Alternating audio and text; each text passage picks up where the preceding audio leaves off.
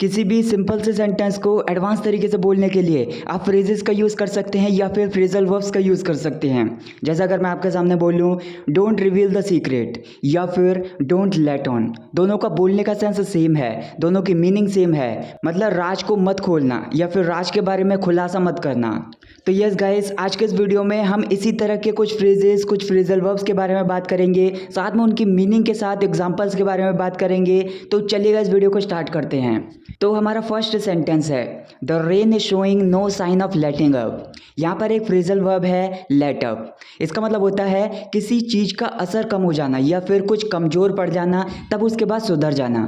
तो यहाँ पर बोला जा रहा है जो बारिश है वो कम होने का संकेत नहीं दे रही है या फिर बारिश कम हो जाने के बाद मौसम के सुधरने का संकेत नहीं दे रही है। Next one is he was let off with a warning. यहाँ पर एक फ्रेजल वर्ब है लेट ऑफ। इसको बोलने का सेंस ये होता है जैसे किसी ने कुछ गलत किया तो उसको सज़ा ना देना, उसको पनिशमेंट ना देना या फिर मामूली सी सज़ा देकर उसको छोड़ देना।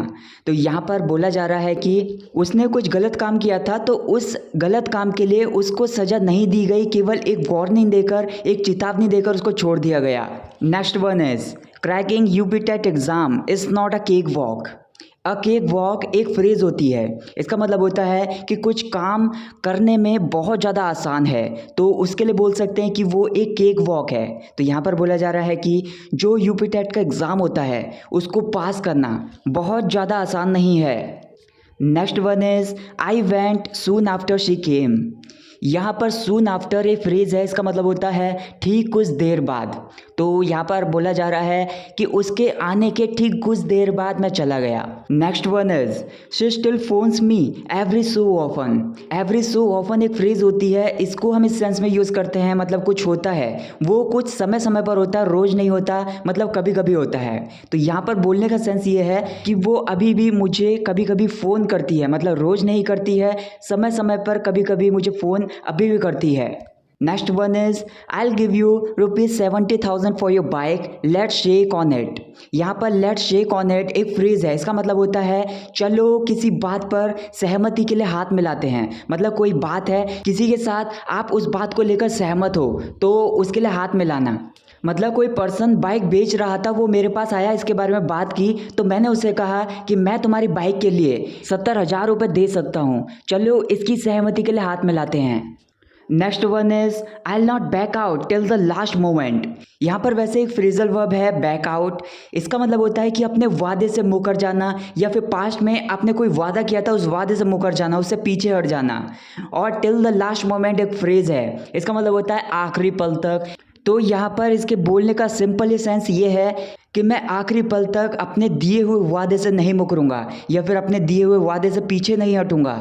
Next one is I want you not to let me down in the exam.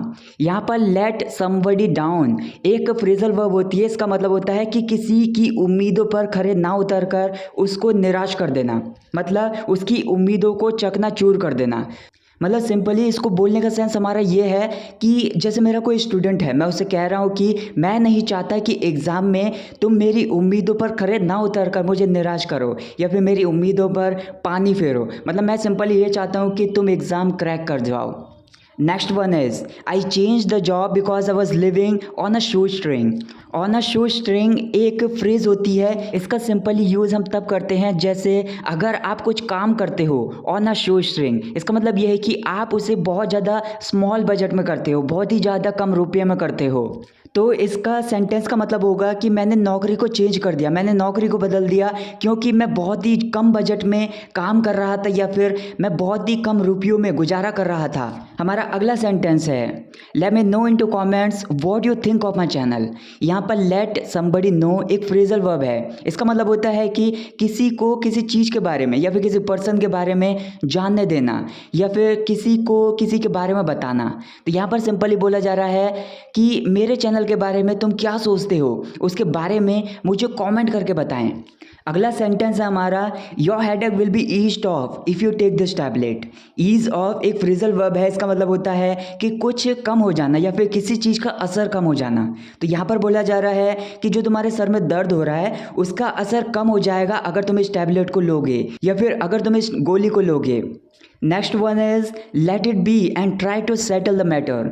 Late it be एक फ्रेज है, इसका मतलब होता है किसी बात को ख़त्म कर देना या फिर किसी बात को जाने देना या फिर किसी बात में दखल अंदाजी ना करना। तो यहाँ पर सिंपली बोला जा रहा है कि बात को ख़त्म करो या फिर बात को जाने दो और मामले को सुलझाने की कोशिश करो। अगला सेंटेंस है हमारा, please look this word up in the dictionary, I don't know the meaning of it. यहाँ पर लुक अप एक फ्रेजल वर्ब है, इसका मतलब होता है किसी चीज़ को ढूंढना या फिर कोई पर्टिकुलर पीस ऑफ इंफॉर्मेशन है उसको किसी बुक में या फिर इंटरनेट पर खोजने की कोशिश करना। तो यहाँ पर सिंपली बोला जा रहा है कि कृपया इस शब्द को डिक्शनरी में ढूंढ लो, मैं इसका मतलब नहीं जानता हूँ। Next one is in view of weather we cancelled our plan to go to Nainital.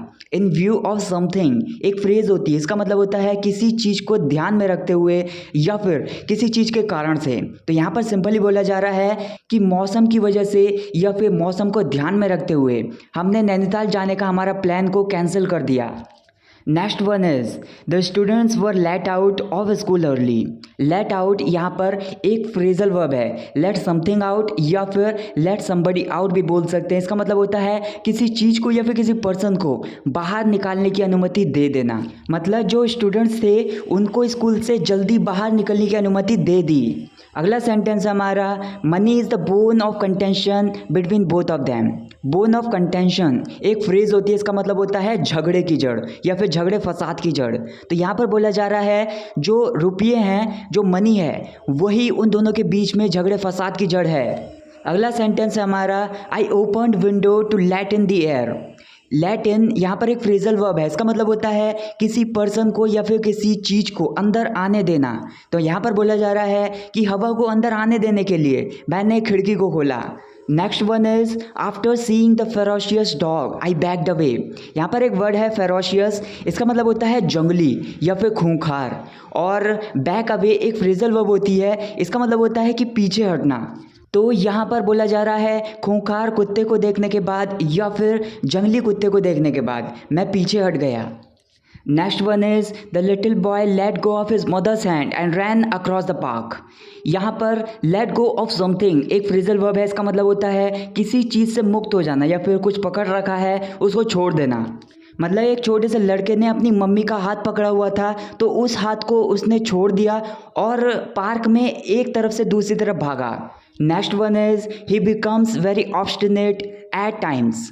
Eight times यहाँ पर एक फ्रेज है, इसका मतलब होता है कभी कभी, और ऑब्स्टिनेट एक वर्ड है, इसका मतलब होता है कि जिद्दी या फिर कोई पर्सन है वो हठी है, तो उसके लिए यूज़ कर सकते हैं। तो यहाँ पर सिंपली बोला जा रहा है कि वह कभी कभी बहुत ज़्यादा जिद्दी हो जाता है या फिर बहुत ज़्यादा हठी हो जाता है। Next one is I want you not to let on about surprise of the party. Let on यहाँ पर एक फ्रेजल वर्ब है, इसका मतलब होता है किसी चीज़ के बारे में राज खोल देना या फिर किसी राज का खुलासा कर देना। तो यहाँ पर बोला जा रहा है कि आप किसी से ऐसा कह रहे हो कि मैं तुमसे ये नहीं चाहता कि तुम पार्टी के सरप्राइज के बारे में किसी को बताओ या फिर पार्टी के सरप्राइज का खुलासा करो। अगला सेंटेंस है हमारा, he splashed out on buying new car.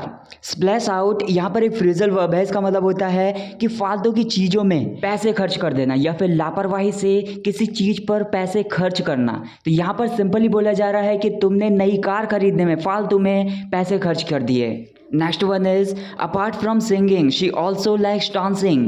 Apart from एक कॉन्ट्रैक्शन होता है, इसका मतलब होता है किसी चीज़ के अलावा या फिर किसी चीज़ के अतिरिक्त। तो यहाँ पर बोला जा रहा है कि गाना गाने के अतिरिक्त या फिर गाना गाने के अलावा वह डांस भी करना पसंद करती है।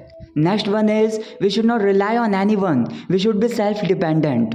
यहाँ पर एक फ्रेजल वर्ब है रिलाई ऑन, इसका मतलब होता है किसी चीज़ को लेकर किसी पर निर्भर रहना या फिर किसी पर भरोसा करना। तो यहाँ पर बोला जा रहा है कि हमें किसी चीज़ को लेकर किसी पर निर्भर नहीं रहना चाहिए, हमें सेल्फ डिपेंडेंट बनना चाहिए, मतलब हमें आत्मनिर्भर बनना चाहिए। Next one is to make my mind free I keep my self busy with all my hobbies. यहाँ पर एक फ्रेजल वर्ब है कीप बिजी, इसका मतलब होता है अपने आप को बिजी रखना या फिर किसी के पास करने के लिए बहुत सारी चीज़ें होना। तो यहाँ पर सिंपली बोला जा रहा है कि अपने माइंड को फ्री करने के लिए मैं अपने आप को मेरी जो भी शौक़ हैं उनके साथ बिजी रखता हूँ या फिर मेरे पास ऐसे बहुत सारे शौक़ हैं उनको करने के लिए। So that's it guys for this video. Guys अगर आपने ये वीडियो यहाँ तक देख ली है तो मैं चाहता हूँ कि आप अपना फेवरेट नंबर मुझे कमेंट करके बताइए। इससे मुझे पता चल जाएगा कि आपने ये वीडियो लास्ट तक देखी है। और अगर आपने इस वीडियो से कुछ भी नया सीखा हो तो वीडियो को लाइक और शेयर जरूर कीजिए, और ऐसे ही वीडियोस को देखने के लिए चैनल को सब्सक्राइब करें।